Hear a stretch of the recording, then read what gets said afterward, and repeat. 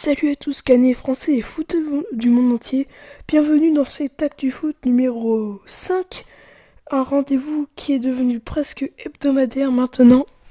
L'endroit sur YouTube où vous avez toutes les actualités sur le football. Bon, je vous dis, ça sera moins en 3 parties cette fois, ça sera plus axé sur le mercato parce que c'est vraiment au cœur de l'info en ce moment. Allez, c'est parti. On commence en Allemagne avec les matchs Stuttgart et Bielefeld remportent les barrages et sont donc promus en Bundesliga. Malheureusement, Hambourg rate les barrages et sera donc en Bundesliga 2 l'année prochaine. On continue avec la Coupe de France et oui, Actu Foot. L'émission, on ne perd pas de temps. La Coupe de France où les prolongations seront tout simplement supprimées jusqu'à la finale à partir de l'année prochaine. Et quant à la finale, elle pourra bien se jouer le 25 avril et avec des supporters, mais pas plus de 5000 dans le stade. On reste sur le thème des coupes avec la Coupe d'Afrique des Nations 2021 qui sera reportée en 2022 car il y aura l'Euro. On connaît le nouveau maillot du Borussia Dortmund. Franchement, je le trouve très beau, c'est très original.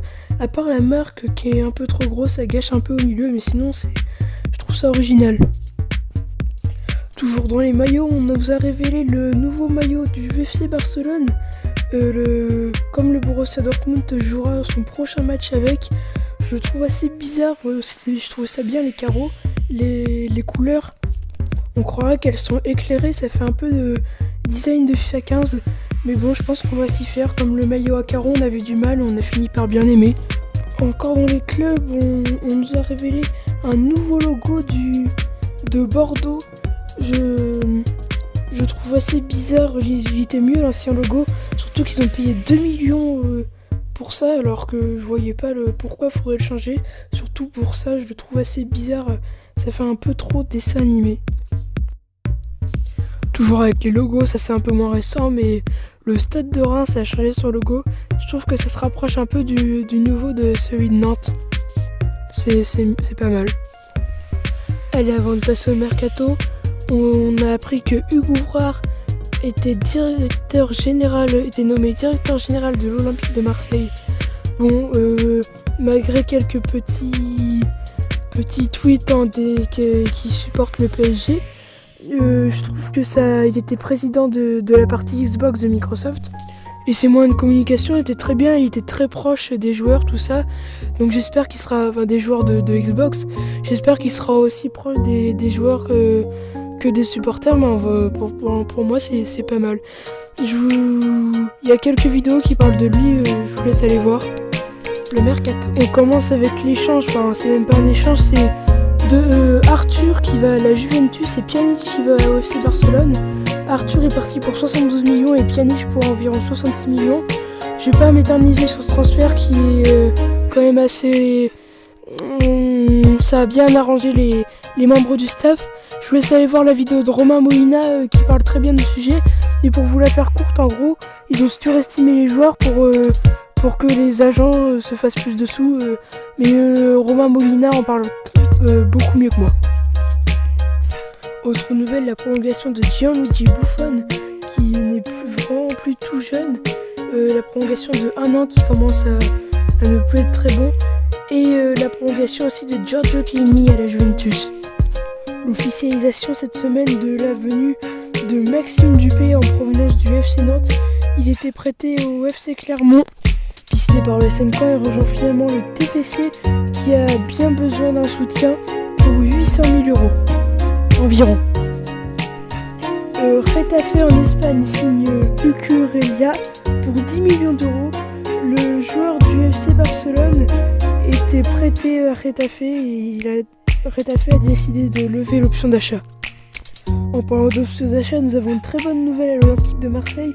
C'est celle que Álvaro González, l'Olympique de Marseille, a levé l'option d'achat pour lui, qui était de 7 millions d'euros. Il est maintenant olympien pour plusieurs saisons. Une vraie bonne nouvelle, un vrai bon coup. En passant par l'OM, j'en profite pour parler de la prolongation de Dimitri Payet.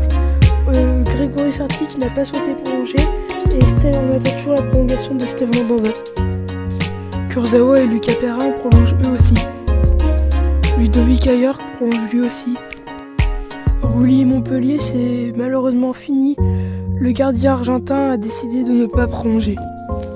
Tout comme Loïc Rémy au LOSC, je trouve ça dommage, mais il est déjà pisté par plusieurs clubs italiens. Le Montpellier HC recrute l'espoir anglais Mavididi.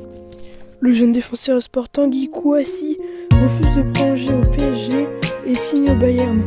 Tout comme Leroy Sané qui est parti de Manchester City pour 50 millions. Moi je trouve ça bien, il manquait de jeu à Manchester City, il revient dans son pays natal et je pense que le Bayern pourra lui fournir du temps de jeu.